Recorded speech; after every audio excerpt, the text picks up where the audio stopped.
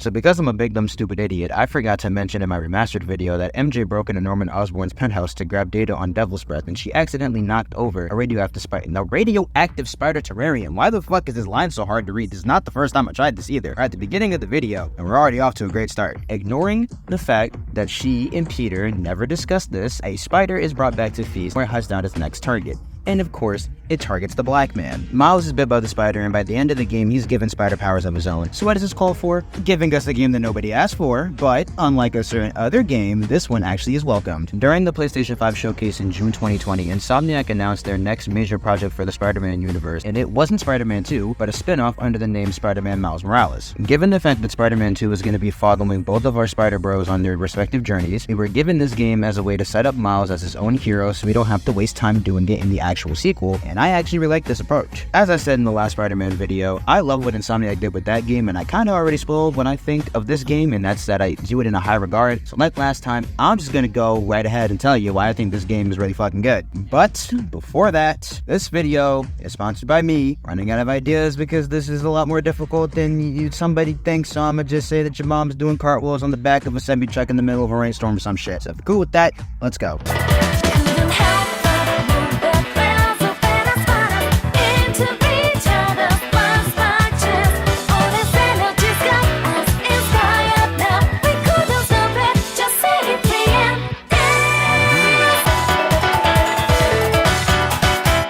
Spider-Man Miles Morales was released on November 12, 2020 as a PS4 game and as a launch title for the PS5. Taking place a year after the first game, this one follows Miles Morales, as he's coming into his own as Spider-Man. After accidentally letting Rhino out into the streets of New York, watching Peter get washed by him, and then washed again himself, Peter decides to dip for a few weeks, leaving shit up to Miles in the meantime. And perfect timing too, because as soon as he leaves, this gang of nanotech users calling themselves the Underground, led by the Tinkerer, not him, there you go, shows up in the city and starts to trash all of Roxxon's shit. Now why did I say it like that? Roxxon's shit. There you go. Roxxon is a new energy corporation that has showed up, that is not what that says, that has also shown up in the city, conveniently right as Peter is getting ready to bounce. You really know how to pick a time to pick up and fuck off, don't you, Peter? If I'm being honest, while I was interested in the story that was being told with the Underground and Roxxon, I was way more interested in Miles' battle to prove himself to the city. That's not what that says, but I'm still gonna go with it. At first, everyone honestly just saw him as like a stupid little they saw him as a cheap knockoff. Hell,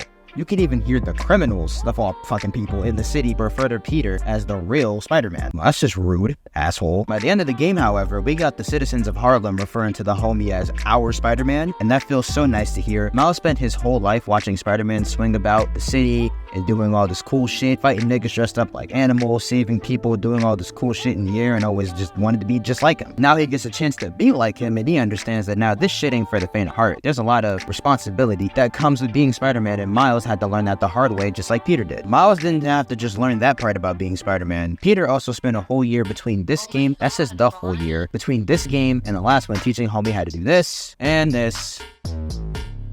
of course this. Let's start here. The gameplay this time around is much better than in the first game. Don't get me wrong, the last game is definitely fire, obviously, but this game damn near perfected, that's the word, what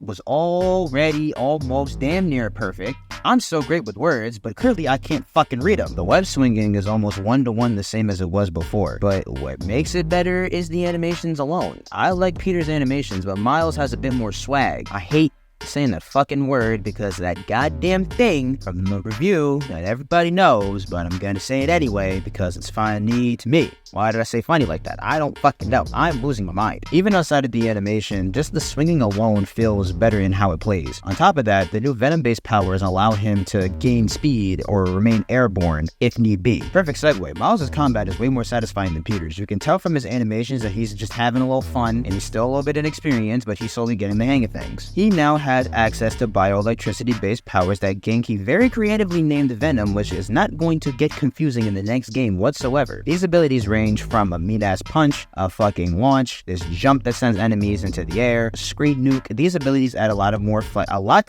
flexibility to the combat. What the fuck is a lot of more? Oh my god, please help. Miles also has access to gadgets in this game, but he has less than Peter. And honestly, the only two I really use anyway are the remote mines and the gravity well, and sometimes the holo drones takedowns because I love sitting perched on a ledge and watching them beat the shit out of the enemies before exploding. The last new tool in Miles' arsenal is the ability to go invisible. This is useful for stealth and getting out of unfavorable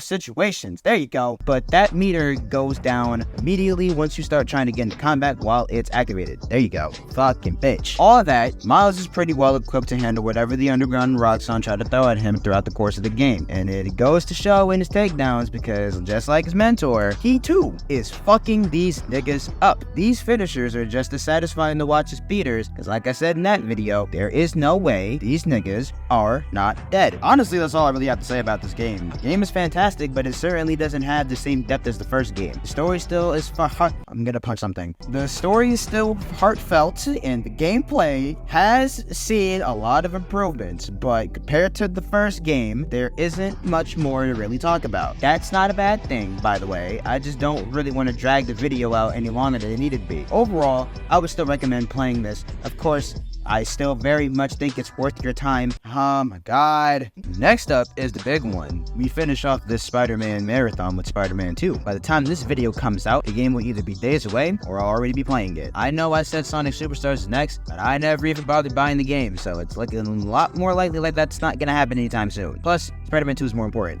So I hope you guys looking forward to that. With that being said, I'll see you next time and tell your mama to stop touching my thermostat.